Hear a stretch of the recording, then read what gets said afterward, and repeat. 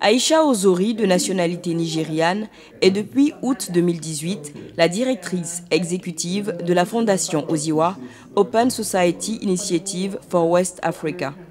Vendredi, c'est au siège de la fondation partenaire Trust Africa, basée à Dakar, que cette avocate, journaliste et consultante en développement a présenté son livre intitulé « Love Does Not Win Elections » qui signifie en français « On ne gagne pas les élections avec l'amour ».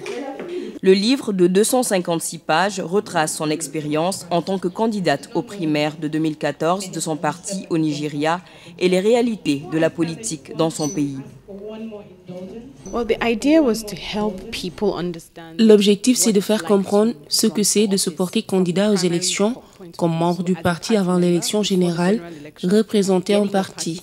L'objectif, c'est qu'un plus grand nombre de personnes sachent comment les élections fonctionnent, parce qu'on veut qu'un plus grand nombre de personnes s'impliquent dans la politique, pas seulement en tant qu'électeur, mais en tant que membre de parti, en tant que candidat. On a besoin que plus de personnes s'impliquent. Voilà l'idée du livre. Je veux partager mon expérience. J'ai contesté les élections primaires au Nigeria il y a 5 ans de cela et ce livre explique les étapes de ce processus. Donc pour les novices qui veulent démarrer, ce livre est un bon guide.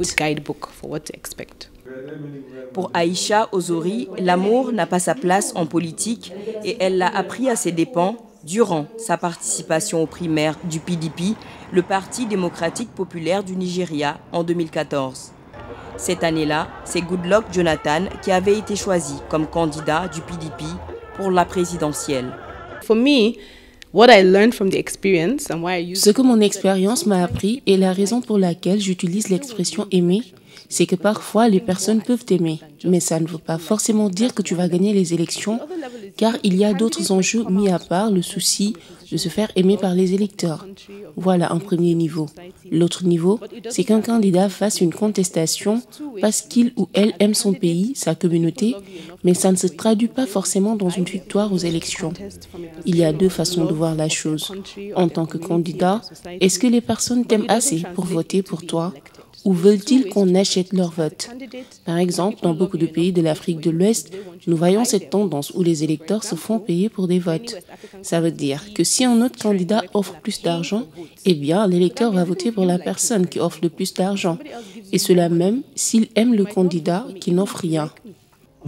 Différentes personnalités de la société civile sénégalaise, notamment, ont pris part à la cérémonie de présentation du livre. Cette histoire, c'est une véritable plongée dans le fonctionnement des partis politiques.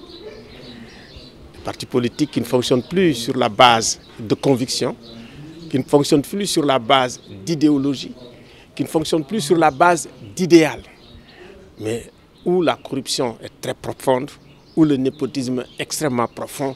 Et effectivement, si vous avez, comme on dit, si vous portez les valeurs comme elles les portent, si vous êtes intellectuel comme elle est, c'est comme si ce système vous excluait. Au fond, on se rend compte que ce n'est pas les bonnes idées seulement qui font la différence, ce n'est pas l'engagement seulement qui fait la différence, c'est qu'il y a beaucoup d'intérêts en jeu.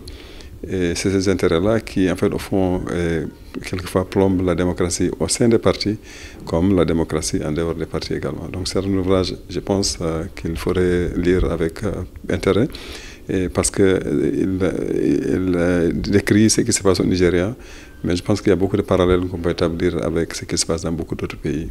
Maintenant qu'elle a abandonné la politique, Aïcha Ozori, qui en est à son 2e livre, assure que ce ne sont que les premiers d'une longue série.